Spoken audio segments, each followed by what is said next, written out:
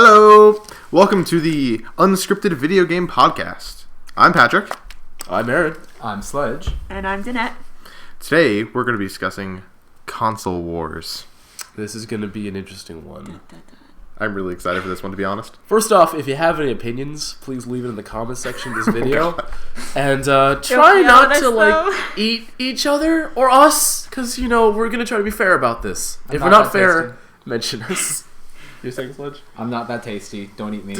Yeah, alright. Yeah, everybody has their own particular preference for one reason or another. I'm going to go into... I'm kind of a PC, PS3 person, though I'm very familiar with Xbox and Nintendo. Nintendo, honestly, the least out of all of them. PC, PS3 on my end, too. I never really got into the Xbox, not for any particular reason, but just never really got around to it. Family only has so much money, I guess. I'm one of those PC Master Race elitist guys. I am a little bit more familiar with Nintendo, so I might be able to put some input in on that. And I'm mostly familiar with consoles. I don't normally do PC gaming just because my computer sucks terribly. And then in consoles, I'm mainly Xbox just because that's what I've always had. So what do we want to discuss first? How do we start this off? I'll start with PlayStation. What I like about PlayStation. Well, how about consoles in general, actually? Consoles? Yeah, let's do that, then we'll go into the specifics. Okay.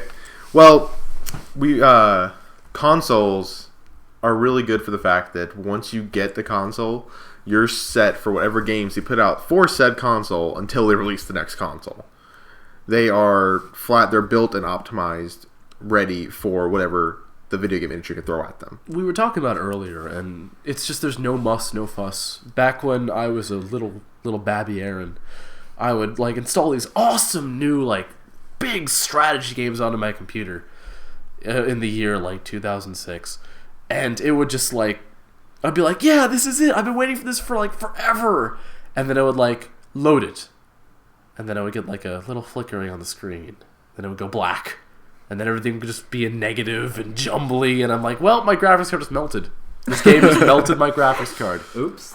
If you heard the Crisis tales, that's a lot of them are exaggerations, but seriously, it can really screw things up. It's a rough game for that kind of stuff. So when I got into consoles, I was like, yeah, this is good, because just buy the console, no muss, no fuss. Also, typically, graphics is a very big thing. PC, as we're not including up the consoles, it is commonly referred to as the higher graphics console, which it is if it's built properly and you invest hundreds upon hundreds of thousands of dollars into your PC. You can build this machine that can run basically anything on the best settings it has. But it also falls down to optimization. You could have a really great computer, but if the game is poorly optimized for the PC, then you're going to have a bad time. That is very true. Now, the one thing I will have to say about graphics and optimization is you're also you're looking at how it looks, but also how it runs, which is kind of going without saying. But I remember it was a thing back in the PS3, Xbox 360 era. It was very uncommon to see a game that could be in full 1080p running 60 frames per second on either of those consoles. Actually, these days it's still kind of rough. There was a huge debate about the whole 1080p 720 argument, with the Xbox One and the PS3 coming out, which runs this game better, and they would have these two screenshots that look marginally different. Now, I've heard a lot of people say, oh, one's better and the other's better, but actually that's really more of a conversation for our next podcast. That's true. So tune in for that one, guys. It is this podcast. We're the console right now. We talk about which one's better. Sorry, we're getting ourselves time traveling right now. Yeah, I think just recently we're getting to the point where you can see 1080p, 1080i with the PS4 and Xbox One. PS3's getting there. I think they're just not getting the optimization. You can run, I've been playing Black Flag a lot lately. If your TV can support it, I think you can get up to 720p, which is really good. And honestly, if you go from PS3 to PS4, I've seen videos side by side between Black Flag and PS3 and PS4. You really only see the difference in the trees and the water and the tattoos. That's literally all you see the difference with. You don't see these things they're saying, oh, it's going to be so much different. It's prettier a little bit, not much, not honestly worth buying. a $500 system to see the game they already own in higher quality. I mean, that's the thing that always bothered me with consoles, was the fact that lately it's been kind of slowed down, but it used to be where you can spit out a new console every so often and you have to pay more money to get that. And I would really get ready to go on a rant with the fact that they don't make backwards compatible consoles anymore. Because I really want a PS4 just for the games that's going to come out later, but it doesn't run PS3 games. Yeah, just to like fawn more love for the PS3, which I can hear the dislikes just off in the background. But its backwards compatibility is really, really cool, and I feel like consoles ditching that was probably not the best idea. I know that in the interest of copyright and actually selling titles, and developers have to eat, it's true, or else we don't get cool games. But it's a little irritating with this rampant kind of security on software. And it'll get pirated, and it'll get like stuff like that happening to it, but Xbox One has really locked down their system in that it's just, there's no backwards compatibility. I think you need a key for it. Patrick, you can if you can get on the web over there and check that out. What am I looking up? Whether Xboxes need keys, but if you can, not keys, but yeah, that's fine. Well, you were mentioning how PlayStation was a backwards compatible. Not all the PlayStation 3s were backwards compatible. It was only the first few that were backwards compatible, and then they ditched that even for PS3. And that was an intentional choice. They could have kept it. They really could have, and I think they would have sold better, because I know there are a couple PS2 games that I really don't want to get rid of, but it's upsetting me that they're getting rid of it. Though PlayStation did recently announce PlayStation Now, which is a streaming service they're going to be offering for, I think it's for Plus members, and you can basically stream any game, basically any game. There's always exceptions. That were maybe PS3. Like Last of Us, I know is already confirmed for PlayStation Now. You'll be able to play Last of Us on PS4 when PlayStation Now launches. But this move towards the digital is actually putting a lot more hands in the actual console makers themselves, as opposed to the players. Not just with Sony, but also with Microsoft, and even with a couple things on Steam. And that is, not having a hard copy of a game can be, it's a little bit disempowering in that you don't have control of your title. You can't give your title to other friends to play. You need to have access to the internet in order to play your games, and need to have authorization from the creator of the games in order to play them. And I feel like if you already purchased the game, shouldn't they give you more rights than, the ability to play the game as mandated by the people who made the game? And not even them, actually, the producers and the people who weren't even involved in it. So I'm trying to look for what you were talking about. I'm not seeing much about it. Oh, alright. Okay. So, we've talked about the comparison between PC and console. We're having a side conversation. Sorry. No, you're fine. I think. Oh my god. Sorry, they're climbing over my shoulders right now. And what are the side conversations the viewers don't know? You were mentioning downloadable titles. I feel like PC is definitely far superior in that aspect. Nobody really buys disc PC games anymore. It used to be like, if it was World of Warcraft and those kind of games. One advantage to PC is that there is pretty spectacular backwards compatibility. Now, there is no backwards compatibility. There's only one thing. There's just compatibility. Yeah, there's just doesn't run on the PC. Good, go play your game. Although there is a certain sense, but there's emulators and stuff that you can buy for it. Oh, Yeah, there's emulators, of course. Yeah. I mean, could I run like Tiberium, like Sun, this really, really old game from like the 90s-ish? If I tried to run on my computer, it'd just be like, what's this? Is this just like a chunk of pixels? I'm not playing this. Just take that. And I'm like, I gotta get an emulator or something like that. But it's better than the thing just spitting the disc out and just being like, no, I don't even care. And also, you know about the Xbox, Danet, and you haven't really talked in a little bit, so...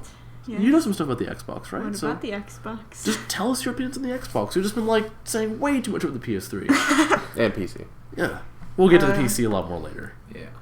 Well, no, like the reason I like the Xbox, I think, is because what I've noticed at least is that it's more geared towards entertainment in general. It seems it's got all of basically it's like a phone where you download apps after apps. Every app that you want, you download on there. Whereas the PS3 seems to be more geared towards just gaming, and then you have Netflix if you want to watch it. I will say the PS3 is lacking when it comes to the app front. There's a couple. I mean, there's Hulu Plus, there's Netflix, but really beyond that, it's games and Netflix and Hulu Plus.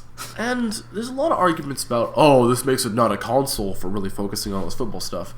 And admittedly, I'm one of the people who's like, I'm a little iffy on that, but why should it all be about consoles? If you want to have a home entertainment system, then sure, that's actually great. That's fine. I mean, if you look at back in the first consoles, or some of the first consoles, the NES, Nintendo Entertainment System. It wasn't just the Nintendo gaming system, although it was primarily games. Yeah. But now we've kind of gone back from game consoles to entertainment systems, where you've got Netflix, you've got Hulu, you've got web browsers, you've got more forms of entertainment than just sitting there focusing on one game or a number of games. Speaking of Nintendo, we have the Wii U, and that's the little brother that always gets ignored.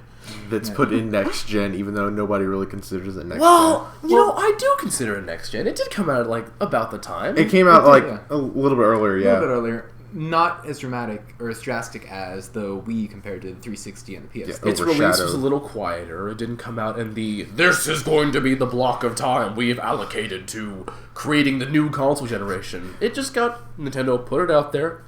Might have jumped the gun a bit. The game titles weren't exactly thick, but what about the Wii U? What do we know about the Wii U that's actually really interesting? The dual screen thing I think is really fun. Yeah, let's talk about the control style. Yeah. And, Nintendo has always been really great for innovating new, I don't want to use the word gimmick. It seems a little bit derogatory. That's a gimmick. It's never going to catch on like the C-axis motion controller. But I like the 6-axis motion controller. is it 6-axis or is it C-axis? I always thought it was 6-axis. But go on. Anyway. Sorry. But I have noticed that when they really do have developers work around the titles thing and not just spin the controller to do a thing that could have been done with a button. There's buttons for it.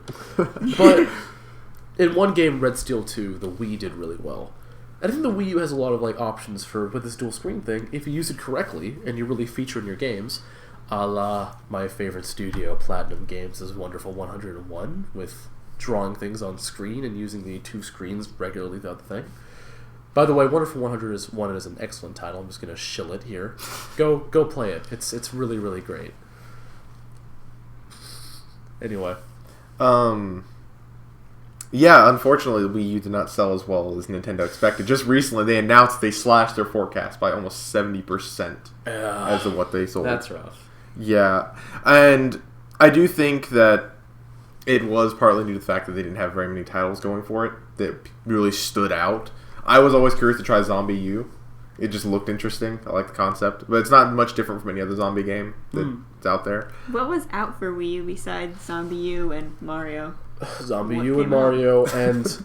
Oh man, I feel like we're going to piss people off. I feel like we're going to really piss people off by not giving Those them... are the only games I've ever really heard about. Those are the ones that I know of. And Platinum Studios... Oh, Wind Waker HD. Wind Waker HD. They made Wind Waker HD, which I also was really looking forward to. And the Wii U has a lot of Nintendo's flagship titles. It does. That's what keeps them going. While Xbox 360 or the Xbox and the PlayStation are off duking it out, Nintendo's got their whole group of fans that love Mario, they love Zelda, they love We've got Donkey Kong. Anyone want a Donkey Kong title? Really? Pokemon too, but that's this whole separate console in itself. Pokemon is on the DS, which has been a rousing success. The 3DS is also... Well, Nintendo was kind of on a high horse for the 3DS. They're we sold over the Wii a couple U million copies, but they're that's not what we wanted. But I think the 3DS sold actually quite well, considering. It is the king of the handheld market. I really want one. You could argue for the Vita, and you could argue for all the other handheld titles out there. But Vita. if you want to go by raw sales, It has destroyed all the competition. If anyone wants to donate $600 so me and Patrick can get a 3DS. And Pokemon Is X this and really Y. happening And right now? Pokemon X Are and we Y. really doing this? No, of course not. I mean, Got to. Yes, we're starting a Kickstarter We later in wouldn't the say week. no. Look for it. I had a thought, but it escaped me. Yeah, the 3DS is really... It was surprising to me because I didn't think it was going to sell that well. But it turned out to be really, really successful. Actually, let me cover something else. The Vita. Does anybody remember the Vita? Who talks about the Vita? The what? I know it came out, but Oh, no. Poor little Vita. What was the difference between the Vita and the PSP? was it That like is it. online stuff? I want to be snarky and say the letter V, but but there probably has been some differences. But honestly, I don't know. Like it's like the ghost. Like people are like, oh, nobody notices the Wii U, but seriously, the Vita. The PS Vita? What is the Vita? I mean, I know off the top of my head 2 titles came out for the Vita. That is Borderlands 2 and Assassin's Creed Liberation. Both of those games are on the other consoles. Allow me to join in by saying that Attack on Titan, the game, came out for Vita. And a lot of Japanese titles that never got released in the States, which happens, by the way. It does. Got released for the Vita. And that's it, guys. Like, That's the Vita. your premier gaming network has unanimously decided that we have no idea what the Vita does. I really think that PlayStation is more of a console thing now. Originally, the PSP was really great when it was the PSP. Because there wasn't too terribly much in handheld area. I think that's where Nintendo takes the market, is handhelds. Nintendo has been known for their handhelds. They have games that have It has created so much history. It's like specifically Pokemon. Everybody at some point has owned a Pokemon game on a handheld console. Game Boy, by the way. They've always been in the standing of having pretty much a headlock on the market. Oh, yeah. Yeah, I'm looking at the Wii U titles. There's not much. Now, here's a question I'd like to pose to you, because I'm going to segue into the Ouya, or the Ouya. The what? Oh, yeah. The what? Here we're getting fancy now. And that is, can the iPhone be considered a console? Okay, let me think about this one. It's a very interesting thing, but it kind of is the exact opposite of what we were talking about with the Xbox. Is the fact that Xbox actually, it's can go... similar to the Xbox in It's some similar ways. but different. Because it's the exact opposite. It's a phone that can be served as a entertainment system, whereas the Xbox is an entertainment system that can be served as like a stuff you can use your phone for apps. Not by the commercials I've been seeing. Well, yeah, lately with Xbox One, it's more of the Xbox is now everything you need in your house. It can usually control your TV and stuff, but it all depends on your compatibility with DVR. Everything you need and then some. It's also a government spying tool. It's a brick. That's It not watches this. you. That's not this podcast, No, but it no. kind of is a government spying. It can be, definitely. But yeah, PC can. You got a webcam in your PC. Yeah. So, Lord The knows Google phone. ships everything out they get. can a phone be considered a console? A platform, A definitely. platform, Platform, definitely. yes. It's a stretch to say console, 'cause console, I think, more of the main ones, Xbox, PS3. I find it almost hard to consider the PC a console. Well, my bias towards like big rigs and the fact that I like invested like money in these things like says, oh, this little tiny thing, it's a phone, it can't ever be a console. But I don't know, some of the iOS titles out there, not all of them, for the love of God, not all of them, but like some of the titles are quite well designed. Some of them are Definitely. really cool. Yeah. Yeah, you have some of these mobile developers that are putting out games that you could see on another platform. And the support for these things is great. And we're going to go into that actually in a little while and talk about how the PC's really become like a safe haven for indie developers, and that's beautiful. I love indie games. We'll be getting that real soon. But in that, a lot of these people who have developed these games for this it's a pretty easy to develop platform as long as you can secure the license and stuff like that. Their support has been like tremendous, like even better than some of the indie games that I've seen. In that, there's this one game, Plague Inc., and yeah, there's some free to play aspects of it. Yeah, you got to pay for the expansion stuff like that. But the fact of the matter is that they've been coming out with expansions continuously. Or Kingdom Rush, this like tower defense title. In that, my god, it's been like a while, and not only have they been coming out with expansions for the game, not only are they like mission packs stuff like that, but these have been totally free, out of the blue. Just like, here's a new level for you to play. Have you beaten the game?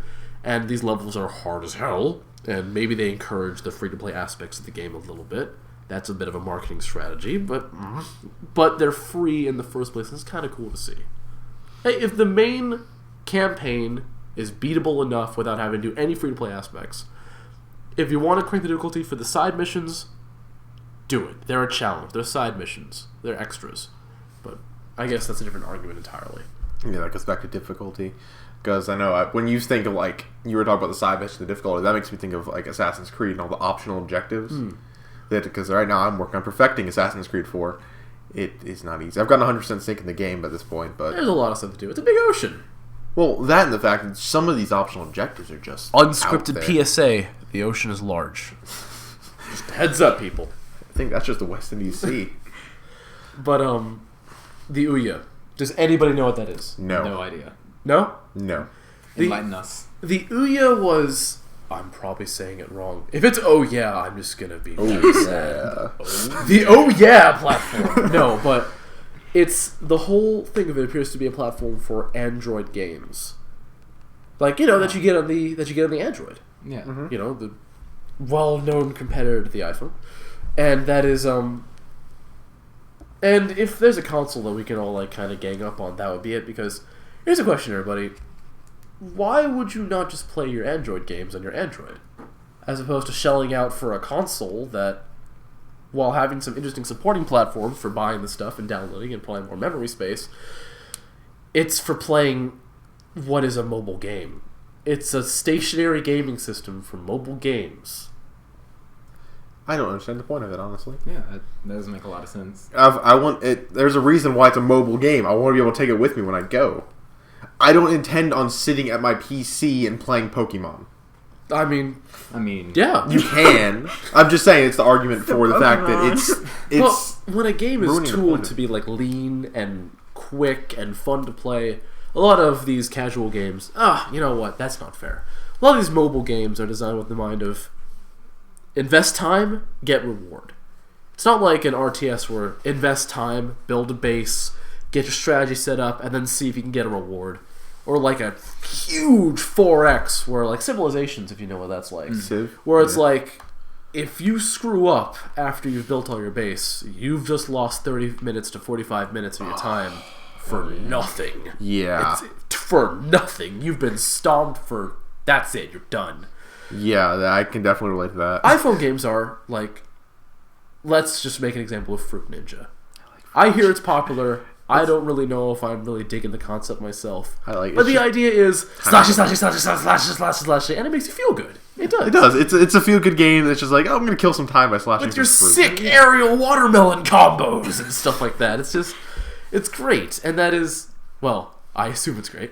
Never played it myself. Pretty good. And that is, it's easy. But when you have a console, you actually have to sit down. This isn't a mobile experience. You can't play it on the move. You're just sitting there, and you're probably not going to feel the same. Well, you can kind of play on the go with the Wii U. I'm picturing Fruit Ninja with like a dual analog controller. Oh my! I think that would be. I don't think that would work. A little extreme. That actually might be overly complicated. That would be really overly complicated. complicated. Imagine pulling out a full keyboard set to play Fruit Ninja. I don't know how you would do that. Exactly. That goes back to the thing of I really kind of see each console has their own specific benefit to them. Xbox focuses more on while it does have really good games, and there are a lot of titles on the Xbox that I do like, it focuses a lot on the apps too. It makes it more of a entertainment system. Sony and the PlayStation focus more on games, and Nintendo focuses more on the user experience, in my opinion. I feel like it's more user driven because it's more of a nostalgia trip for me. Nintendo's games are a nostalgia trip. And then mobile games, you have them, they're supposed to be fun and rewarding, and it's good if you're out and you're on a train. I'm sorry. No problem. And they didn't see that. Sorry, I accidentally hit him. No, you should just There's no abuse at Scripted. I just want to put that out there. And each console has their own benefit, and I can see the benefit of mobile games too. And that's kind of where I get caught up with this whole console wars thing. I understand that some people like one over the other. I know everybody has their own opinion about the Xbox, PS3, Xbox 4, Xbox 4. Yeah, There have been points when I have bad-mouthed the Xbone, but I recognize that it has some definitely good titles. Killer Instinct, people, take a look. Dead Rising 3. Really? Never Theory it's really good. Huh. I love the Dead Rising franchise. I really wanted to play it, but I don't have the money to buy an Xbox One. And that's another thing, is console exclusives. I was just ready to bring that up. It's gotten to the point now where it's almost... There's very few console exclusives. Well, we're not videoing it, so we can have as much time as we need. We're not videoing. All right, cool. For those unfamiliar, our video can only last 28 minutes, but We're recording very audio new to this. today. We're very new to this. Please watch our show, everyone. But yeah, console exclusives was kind of really a big deal when consoles first launched. Like, I remember with the Xbox, it was Halo. Halo was the selling point for Xbox. For good reason. It was a lean title. It was. It was neat. Much better than the Call of Duties. And then I lost all the viewers. Thanks for that. Note that we all have our own opinions, and we respect your opinion as well. If you have any comments, please politely insert them at the bottom of the screen for me to look at them and then weep. I know lately, my favorite console exclusive, because I'm a PlayStation guy, has been the Infamous series. Really good stuff. It's PlayStation exclusive, Sony, and then there's Graphics, story, gameplay. It's a pretty decent package. It really is. It was one of the games that really caught me off guard. It was like, oh, this is pretty cool. I can shoot lightning out of my hands. But then it really had this really gripping story. And then feels. If you and want that to brings me feels, Last of Us. I was just going there. Yeah, Last of Us. Another God, Sony exclusive. It seems that this exclusivity thing is really interesting because when you're making for multiple titles, it actually does require a lot more effort in order to export different things because all the different consoles work differently. Because everybody's trying to innovate and stuff like that. But you need to work around on little aspects. You want to include some features that other consoles don't have. And with that in mind, it leads to a situation where if you only have one console you're developing for, I noticed that there's kind of a higher quality, maybe. Actually, you're not divided by multiple projects. It seems like they just have more time to do the stuff they want to do. But granted, this is Sucker Punch. This is Naughty Dog, and they have a wonderful pedigree. Of their games are pretty great. I don't know if anybody hasn't played Sly Cooper or hasn't played Jak and Daxter. Yeah, I love Sly Jak. Cooper. Yeah, but Those were Sony's. It's all they're Sony well put together exclusives. games. And even Uncharted, which is approaching some territories that I'm not really comfortable with. I've never played it. It's a really, really good series, even if it is kind of a little bombastic in how they deliver things. Bombastic. Compare Uncharted to Last of Us, you see some glaring differences. Well, Last of Us, it's on its way to become a game of the year, and it's well deserved. Uncharted 2 got some game of the year stuff now too. It's well deserved, but It's a good game. It is a good game. The thing with console exclusives, a lot of companies are starting to branch out and say, okay, I don't want to just be Xbox, PlayStation, Nintendo anymore. My example would be Kingdom Hearts. It's always been a Sony thing, but now I think Kingdom Hearts 3 is coming out on Xbox. Yeah. And then you have Bungie, the creators of Halo, who were originally just Xbox, and now they've got Destiny coming out. Xbox and PC. And PC. They knocked the PS3 around for a little bit. I don't really see... Oh, not the PS3, sorry guys. What generation? The PS4. A little bit, but has there been any word on them actually doing anything else on that?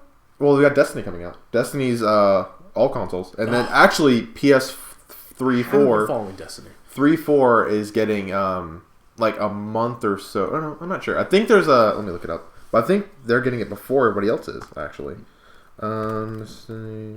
Now, before we leave the topic of exclusive games per console, let's also talk about Nintendo's exclusives. Yeah, the things that keep the players coming back. Oh, man. You've got Pokemon, you've got Mario, Zelda, the Super Smash Brothers series.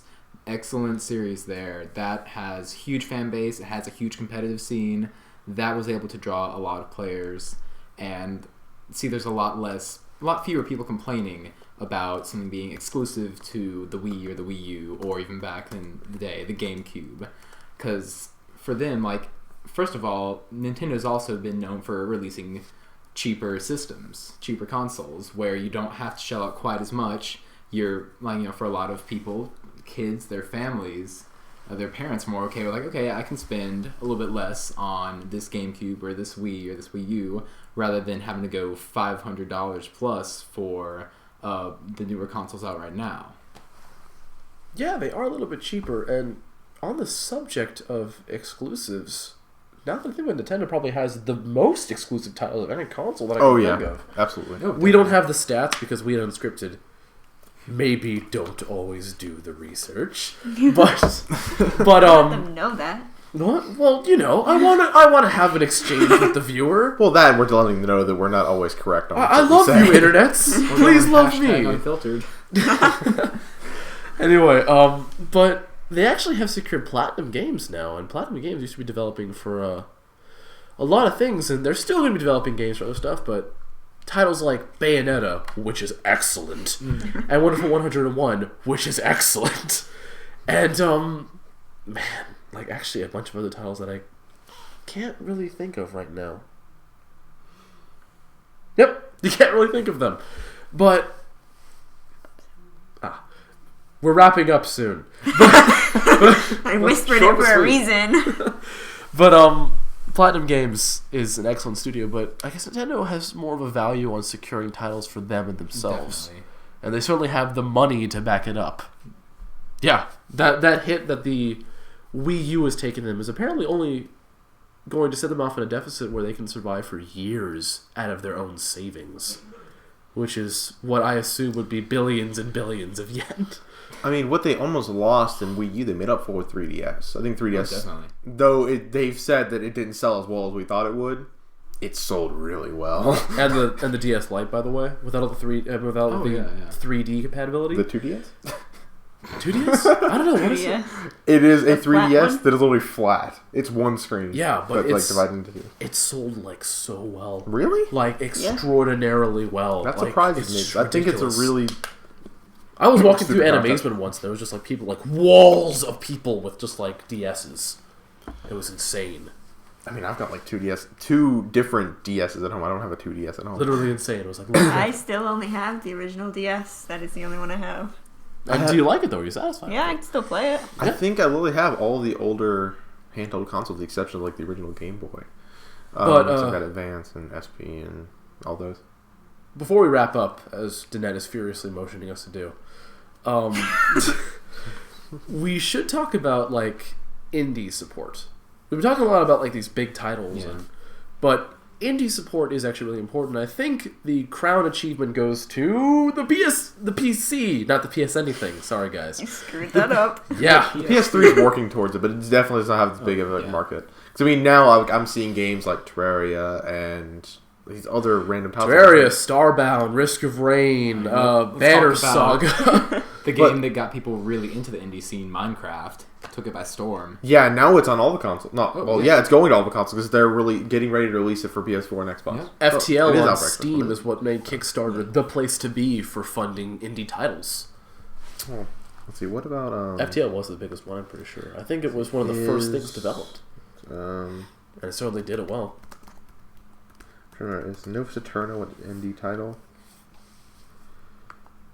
Nova It might be. Saturno.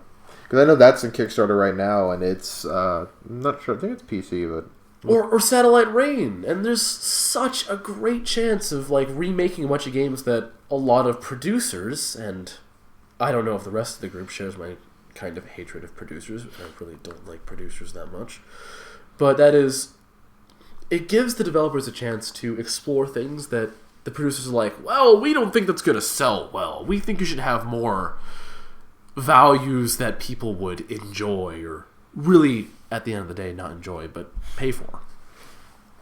And you get titles like, would a roguelike ever really get huge amounts of funding? I'm not sure. Would Papers, Please ever get Papers, funding by a Please. AAA developer?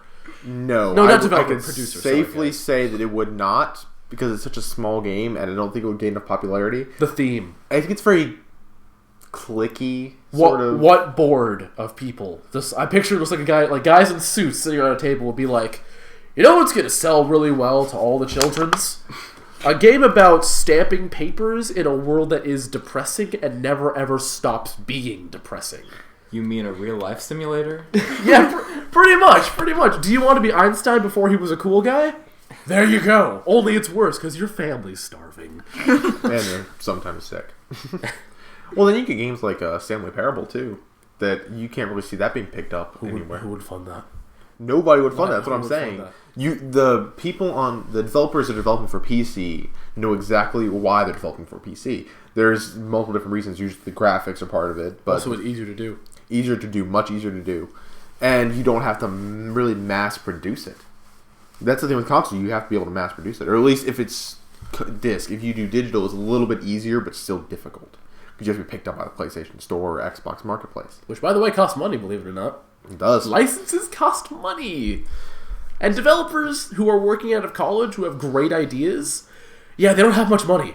They don't have a lot of money. They have free time, maybe, but they don't have money to spare. That's why Kickstarter is such a big thing in the gaming market lately. Because this is where you're going to see all these really interesting ideas. Like I've stumbled upon Novus Eterno through Rooster Teeth, honestly, and it's a really interesting idea. I really feel that if all the platforms got together and really had their own their own ways to allow indie producers to develop. The iPhone actually has it, and I'm actually very proud of them for that. Even if the games that crank out might not be of the best quality.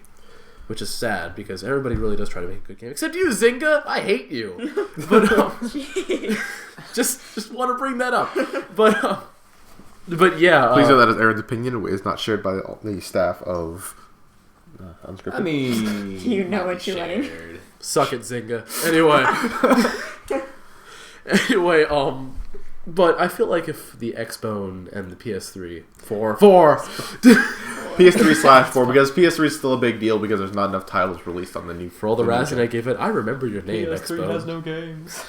It's the fact that right now, the current gen technically would be PS4, Xbox One, but I'm still calling it next gen because...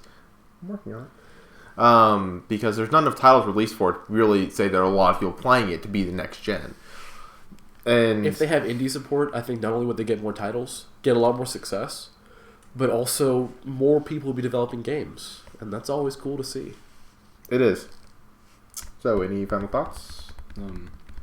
We kind of stuck a lot onto the Sony and Microsoft debate, and that's totally fine. Sorry, Nintendo fans. We love you, Nintendo. Yeah. Sorry, PC peeps. The Wii U is a perfectly competent console. I used to actually razz it and diss it a lot. Maybe even more than I've done the Xbone. But is that name just really going to get you all to crack up? It's Xbone. Just live with it. That is what we are calling it. Or That's what you are calling it. I keep forgetting that I am not everyone. It's hard. Anyway, the Wii U is a perfectly competent console, but it got released with nothing to back it up, and it crumbled because of it. And that's sad, because a lot of things need titles. The PS4 and the Xbone is doing a lot better, but they still don't have many titles. I'm not picking up a PS4 until they get things. Like, I don't think, I want to say... Dark Souls 2, a game that I'm really looking forward to, is coming out for the PS3, and hey, that's just fine. I'd come with PS3. My worry is that, worry with everybody, is the fact that people who, A, can't afford a PS4 are going to get stuck with the games that PS4 doesn't want. So, you're going to see these PS4 games that you're not going to get on PS3, which makes me sad. I mean, you've always got that overlapping time where they're released for both consoles. Yeah, that's what it is. That's kind of what it is right now, because you've got these big titles. So we're doing alright. Anybody else? If anybody has nothing else to say, then I think, should we wrap up? Yep. Wrap up. All right, wrap up. Wrap up. Come to think of it, cut it. Cut the clip. Do it now. Have a good one, guys. Yeah. Yeah. Goodbye. Peace. Bye.